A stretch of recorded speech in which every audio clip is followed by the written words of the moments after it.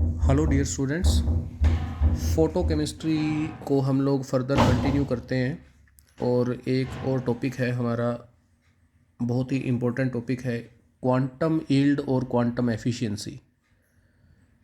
तो last lecture को मैं थोड़ा सा रिपीट करता हूँ। कल हमने laws of photochemistry discuss किए थे। उसके अंदर एक था अपना Stark Einstein law, second law of photochemistry जिसको बोलते हैं। उसमें हमने क्या पढ़ा था कि every reacting molecule absorb at least one photon of light।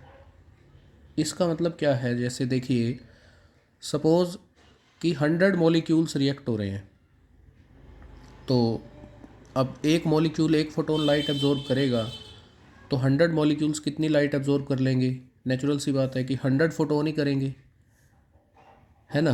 तो अब अगर सभी मॉलिक्यूल लाइट एब्जॉर्ब कर रहे हैं तो इसका मतलब क्या हुआ कि दे विल फॉर्म प्रोडक्ट्स।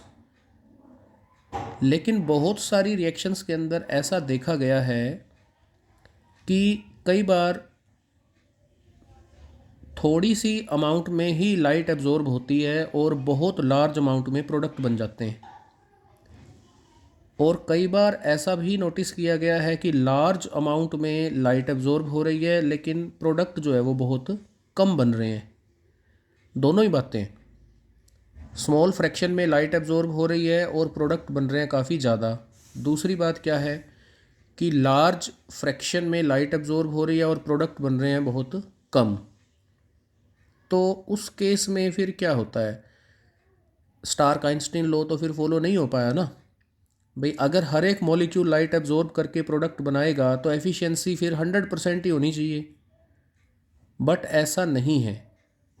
तो फोटोकेमिकल रिएक्शंस की जो एफिशिएंसी है या जो यील्ड है वो फिर हम क्वांटम एफिशिएंसी से या क्वांटम यील्ड से डिस्कस करते हैं।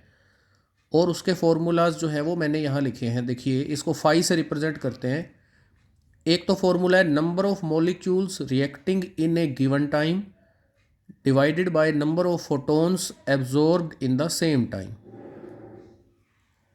किसी भी गिवन टाइम के अंदर, सपोज 10 मिनट में, 15 मिनट में, 20 मिनट में, कोई भी एक गिवन टाइम इंटरवल के अंदर कितने मॉलिक्यूल रिएक्ट हो रहे हैं उसका रेशियो लेना है आपने किसके साथ, कि कितने फोटोन एब्जॉर्ब हो रहे हैं। अगर मैं मॉलिक्यूल्स को चेंज कर दूं मोल के अंदर तो दूसरा फॉर्मूला बन जाएगा जो कि नीचे लिखा हुआ है, number of moles reacting in the given time, और उसका रेशियो फिर आपको लेना पड़ेगा number of Einstein's of energy absorbed in the same time. अब देखिए, आइंस्टीन क्यों लिखा ये मैंने आपको कल बताया था। क्या बताया था कि 1 मोल फोटोन की जो एनर्जी है उसको हम लोग 1 आइंस्टीन ऑफ एनर्जी बोलते हैं। तो जब मैंने न्यूमरेटर के वो मॉलिक्यूल की जगह मोल लिखा तो डिनोमिनेटर में भी मुझे नंबर ऑफ फोटोन की जगह मोलर क्वांटिटी चाहिए होगी और उसको हम लोग आइंस्टीन बोलते हैं। ठीक है, तो ये क्वांटम यील्ड या क्वांटम एफिशिएंसी होती है। अब क्वांटम एफिशिएंसी या क्वांटम यील्ड जो है इसको हम लोग जैसा डिस्कस कर रहे हैं, तो इसी चीज़ को हम फर्दर कंटिन्यू करें तो एक तो बात यह देखिए कि जो क्वांटम यील्ड है वो इंटेंसिटी ऑफ इंसिडेंट लाइट पे डिपेंड होती है। ये चीज़ ध्यान रखनी है आपने। Quantum yield is dependent on the intensity of incident light. हम किसी भी सब्सटेंस को इरेडिएट करवा रहे हैं, लाइट उसके ऊपर आके स्ट्राइक हो रही है, तो उस लाइट की इंटेंसिटी कितनी है, क्वांटम एफिशिएंसी उस बात पे डिपेंड करती है। अब देखो, जो स्टार्क आइंस्टीन लॉ है, देखिए गलत वो भी नहीं हो सकता। स्टार्क आइंस्टीन लॉ क्या बोल रहा था कि each reacting molecule must absorb at least 1 quanta या 1 फोटोन ऑफ लाइट। तो इसी चीज़ को अगर हम देखें तो किसी भी फोटोकेमिकल रिएक्शन के अंदर टोटल 2 प्रोसेस होते हैं। एक तो होगा आपके पास प्राइमरी प्रोसेस।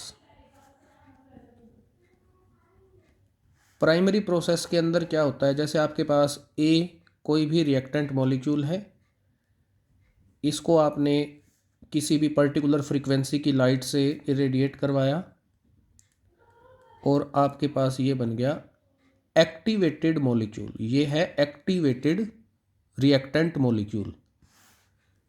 फिर आपके पास सेकेंडरी प्रोसेस होता है, प्राइमरी प्रोसेस और सेकेंडरी प्रोसेस। तो सेकेंडरी प्रोसेस के अंदर क्या होता है कि जो हमारा एक्टिवेटेड मॉलिक्यूल है ये कन्वर्ट होता है प्रोडक्ट के अंदर। तो अब आप इस चीज़ को ध्यान से देखिए, प्रोडक्ट फॉर्मेशन किस बात पे डिपेंड कर रहा है? सेकेंडरी प्रोसेस पे डिपेंड कर रहा है ना। और लाइट कौन एब्जॉर्ब कर रहा है? रिएक्टेंट मॉलिक्यूल प्राइमरी प्रोसेस के अंदर। तो जो स्टार्क आइंस्टीन लॉ है उसकी आप एक फर्दर मॉडिफिकेशन या मॉडिफाइड स्टेटमेंट बोल सकते हैं। वो क्या है कि जो रिएक्टेंट मॉलिक्यूल है वो 1 फोटोन ऑफ लाइट को एब्जॉर्ब करेगा। जैसा कि यहाँ प्राइमरी प्रोसेस की रिएक्शन में मैंने लिखा A plus light is equal to activated A। इसका मतलब जो रिएक्टेंट मॉलिक्यूल है उसने 1 फोटोन लाइट का एब्जॉर्ब कर लिया, लेकिन अब इस बात की गारंटी नहीं है कि जो रिएक्टेंट मॉलिक्यूल है वो फर्दर प्रोडक्ट बनाएगा या नहीं बनाएगा। इस चीज़ को ध्यान से समझिए। जो एक्टिवेटेड मॉलिक्यूल है, the activated molecule may or may not undergo any chemical change.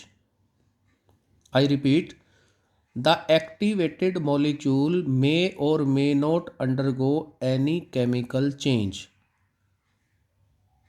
समझ गए बात? प्राइमरी प्रोसेस के अंदर मॉलिक्यूल एक्टिवेट जरूर होगा, लाइट एब्जॉर्ब कर रहा है तो एक्टिवेट तो होगा ही होगा, एक्साइटेड स्टेट में चला गया। बट जो एक्साइटेड मॉलिक्यूल है वो फर्दर प्रोडक्ट में कन्वर्ट होगा या नहीं, इस बात की गारंटी नहीं है। जो एक्टिवेटेड मॉलिक्यूल है वो एब्जॉर्ब लाइट को वापस एमिट भी कर सकता है, तो प्रोडक्ट नहीं बनाएगा। जो एक्साइटेड मॉलिक्यूल है या जो एक्टिवेटेड मॉलिक्यूल है वो अपने नेबरिंग मॉलिक्यूल्स के साथ कोलाइड करके अपनी एक्स्ट्रा एनर्जी उनको दे सकता है। समझ रहे हो ना बात? तो कई तरह के प्रोसेसेस हो सकते हैं। मॉलिक्यूल जो है वो प्रोडक्ट में कन्वर्ट हो भी सकता है एक्टिवेटेड मॉलिक्यूल, और नहीं भी हो सकता। लेकिन जो सेकेंडरी स्टेप में हम आ जाते हैं तो सेकेंडरी स्टेप के अंदर फिर एक्साइटेड मॉलिक्यूल है जो, या एक्टिवेटेड जो मॉलिक्यूल है वो प्रोडक्ट बनाता है।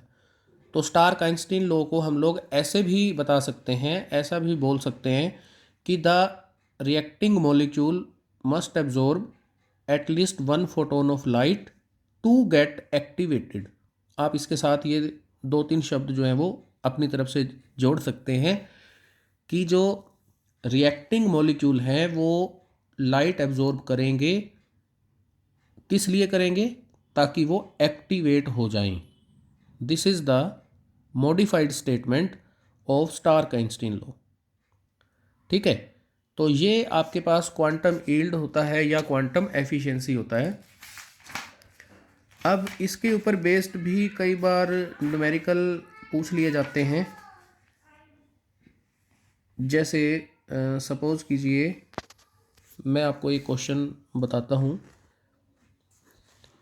एक फोटोकेमिकल डिकम्पोजिशन हो रही है हाइड्रोजन आयोडाइड की, हाइड्रोजन आयोडाइड मॉलिक्यूल की डिकम्पोजिशन हो रही है, और हम लोग जो लाइट स्ट्राइक करवा रहे हैं वो है 210 नैनोमीटर की। फर्दर ये बोल रहा है कि 7.4 into 10⁻⁻⁴ gram of hydrogen iodide is found to be decomposed per joule of energy absorbed. मतलब यदि हम 1 जूल एनर्जी देते हैं, 1 जूल अगर हम एनर्जी देते हैं तो इतने ग्राम हाइड्रोजन आयोडाइड है जो वो डिकम्पोज हो रहा है। कैलकुलेट दी क्वांटम यील्ड या क्वांटम एफिशिएंसी, ये आपको बतानी है। फाई क्वांटम एफिशिएंसी कितनी होगी। ठीक है, HI मॉलिक्यूल है हाइड्रोजन आयोडाइड का। 210 नैनोमीटर की लाइट हम उसके ऊपर स्ट्राइक करवा रहे हैं। 7.4 into 10⁻⁻⁴ gram of the molecule is found to be decomposed per joule of energy absorbed. Calculate the quantum yield of the reaction. तो देखिए, सबसे पहले आप ये निकाल लीजिए कि जो वेवलेंथ हम दे रहे हैं उसके कोरस्पॉन्डिंग एनर्जी कितनी है। देखिए लैम्डा है 210 नैनोमीटर, मतलब 210 इंटू 10⁻⁻⁹ मीटर। फर्दर आप जानते हैं E is equal to hc/λ। H की वैल्यू 6.62 इंटू 10⁻⁻34 जूल सेकेंड हो जाएगा। C की value 3 into 10⁸ metre per second, और लैम्डा की वैल्यू 210 इंटू 10⁻⁹ मीटर।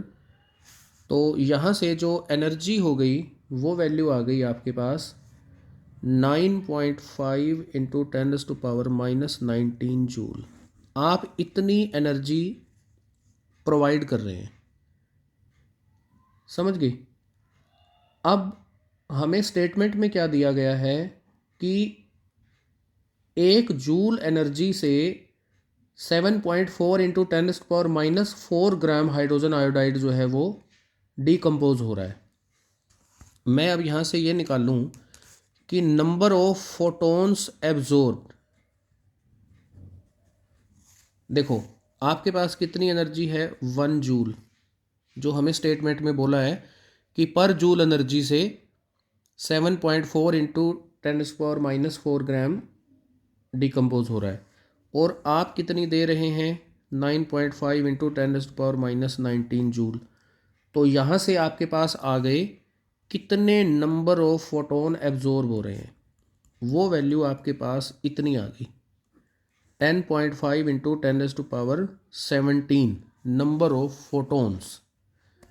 अब क्वांटम यील्ड का क्या फॉर्मूला है कि कितने मॉलिक्यूल रिएक्ट हो रहे हैं उसका डिवाइड करना है कितने क्वांटा या कितने फोटोन एब्जॉर्ब हो रहे हैं इन द सेम टाइम।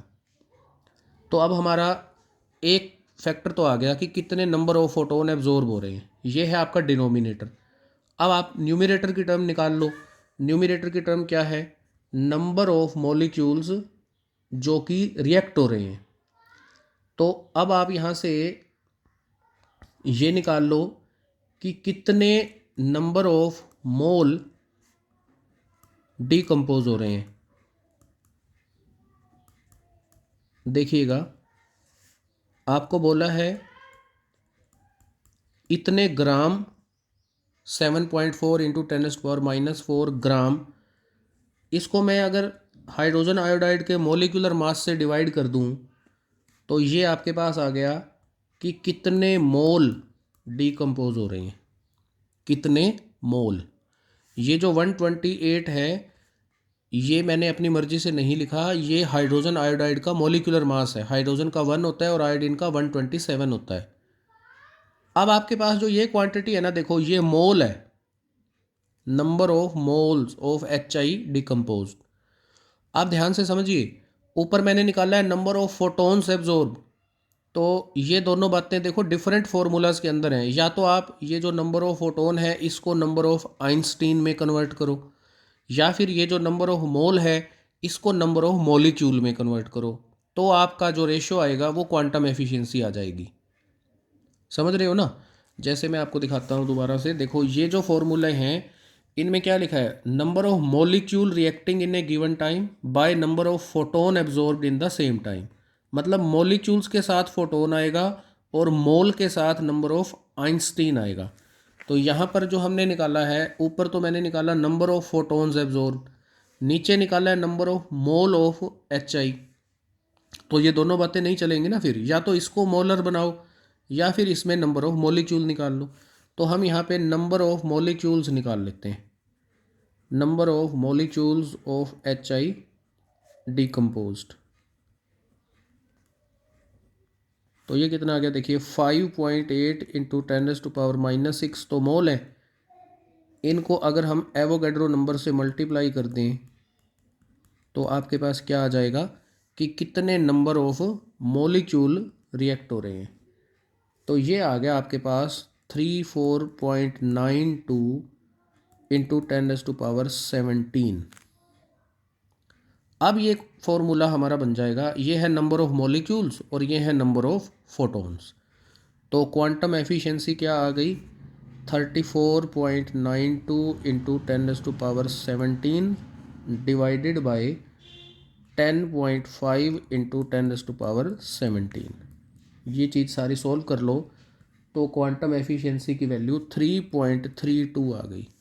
अब जैसा कि इस डाटा के अकॉर्डिंग देखो क्वांटम एफिशिएंसी कितनी आई है, 3.32, मतलब परसेंटेज कितनी आ गई, 33। तो इसका मतलब देखो 100% नहीं हुआ ना।